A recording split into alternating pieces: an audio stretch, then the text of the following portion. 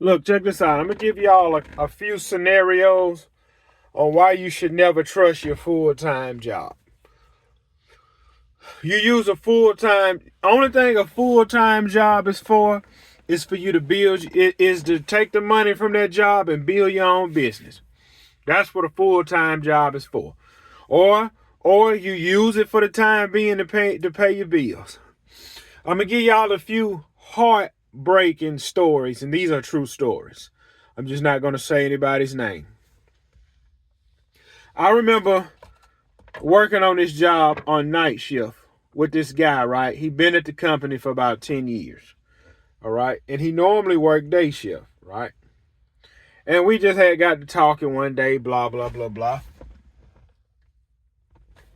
We was talking about, because during this time I was on this job, I was missing a lot of time on this job because I was building my business up.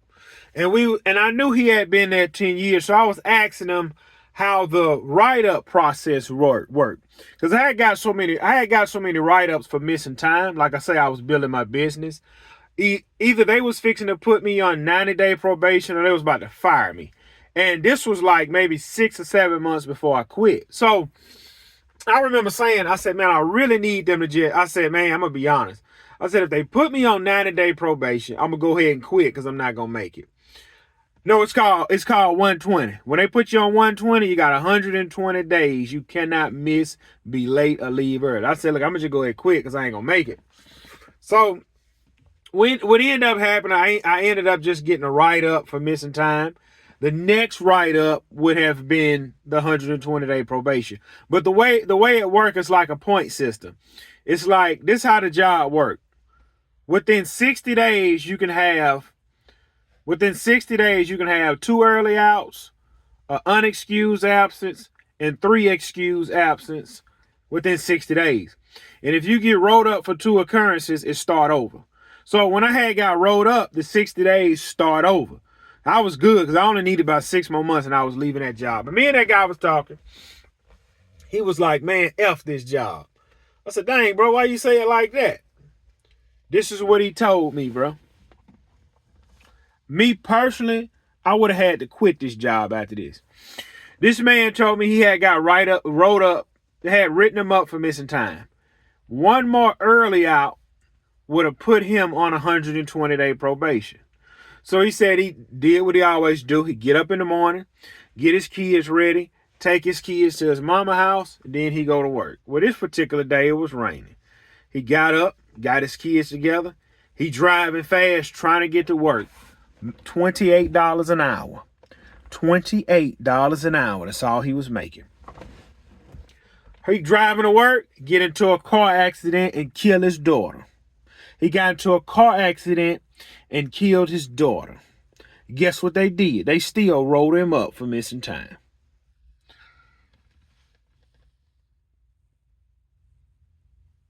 I said, man, you still here after that, bro? He said, what the F I'm supposed to do? I got bills to pay. Flip them bills. He's a welder. Y'all can stop this video and type in welders per diem. It's 1 million jobs out there hiring welders. Something inside of me would not have let me continue to work that job. And guess what they end up doing? They end up firing that guy because he started having lack of production. He started missing time. So when he came on night shift with me, we call that he running. That's what we call it. We call it, man, he running. Because he done got a write-up for missing time. He done got a write-up for lack of production. The safety man done rolled him up. Now him and the foreman getting into it, and he got one more write-up and he's fired. So he put a transfer to come in on night shift. He's running. He been working day shift the whole 10 years. Now all of a sudden you on night shift. He running. And he ended up getting fired. You lost your daughter so you can make it to work on time. Flip that. Flip that job. A job, I don't care. I don't respect no job.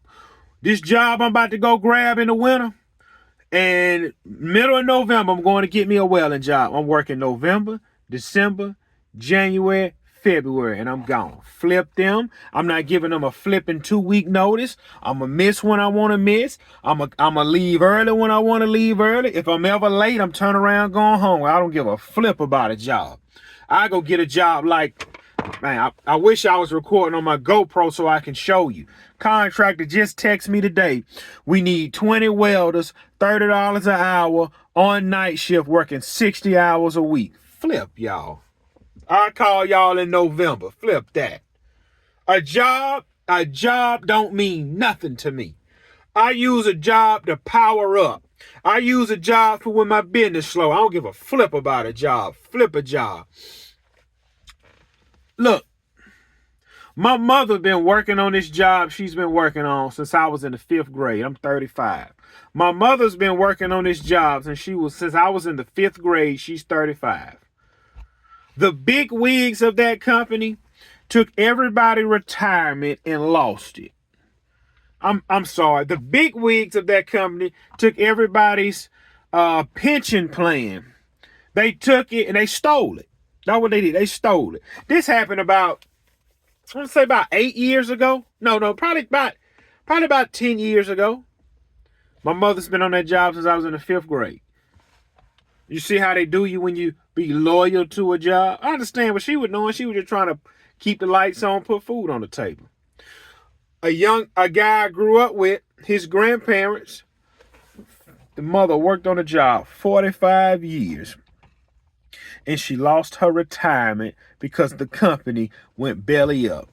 She gave that place 45 years, and now she had to move in with her son because the company squandered her retirement plan. I don't give a flip about a job. When I get to a job, you're going to get what I give you. That's it. I don't give a flip about a job because the job don't care nothing about me. Look, this last welding job I had, I hired it. Last year we had a drought down here. By August, wasn't no grass to be cut. It was so dry. We ended up getting rain at the end of September, but it was kind of over with. So I went and grabbed a job in October. In my mind, I said, man, March 1st, I'm gone.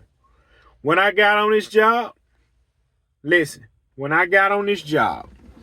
these people treated me like royalty. I'm going to say it again. These people treated me like royalty. I was a good welder. I was coming in every day and I was fast at what I do.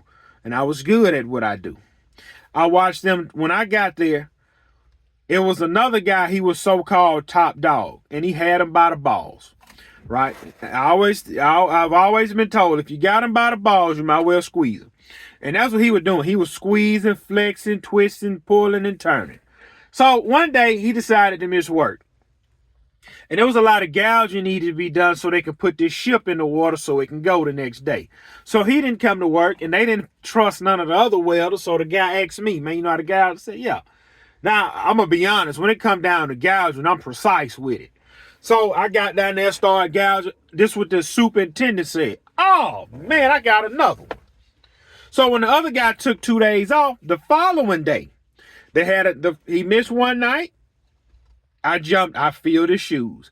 He missed the second night. They brought another ship in, put it on the dry dock, blocked it up. They said, hey, man, we got to take the propellers off, but we got to gouge around the caps so we can slide out.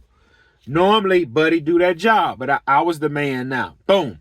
Gouged it, slid the caps off. So when he got back, when he got back, he lost his position. He ain't like it, got to talking trash, gave him a drug test, popped him, he fired him. So I'm, in a sense, was the man. I don't give a flip about this because I know I'm leaving. When I say them people treated me like royalty, when it was time to walk to our job, you meet in the shop and you walk to your work area, they threw all my stuff in the back of the truck, took me to my work area, showed me what I had to do, and they would tell me, hey, man, this is what you got to do for the night. I'd be like, that's it? Yeah. I zipped that junk up in 4 hours. We working 10 hours. Zip it up in 4 hours. Man, sit there. You got the rest of the night. So that went on for about 2 months. They throw me on a hot job, knock the job out 5-6 hours, feed up. That went on, bruh, November, December, January, February. Well, February, They had 2 drill ships come in 7 days a week. That would work 7 days a week. I knew. I said, I got 5 weeks. I'm gone.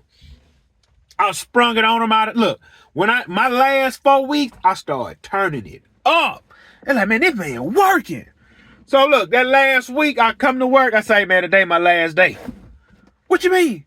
Come on, man, don't do this, man. Don't do this. I said, look, I got something else, bro. Flip them. I'm not giving them no 2-week notice. For what? They don't care about me. I'm a number to them. I'm making their turnovers look good. I'm completing jobs. That's like, man, look. When I put this on in November, listen. When I put this on in November, I'm not putting this on saying, man, I'm trying to make my boss look good. When I put this on in November, I got audio books playing. I'm educating myself. I'm planning my 2025 out. Well, if you were smart with your money, you wouldn't have to go well. Bruh, you really think I got to go well this winter? I want to go well. I'm itching to go well. Listen, I love welding, bruh. I only love welding to a certain extent. I don't want to do this every flipping day. Like, look, when I run my business, I go work 12, 14 hours. I be like, man, I'm ready for tomorrow. When I go do this 12 hours, after that first week, flip this jump. See, I got rained out today. And I hate the fact that I'm home at doggone 4 o'clock. I'll be out here turning it up. But it is what it is. Look, man. Don't give your job your whole life. Don't do that. Because they don't give a flip about you.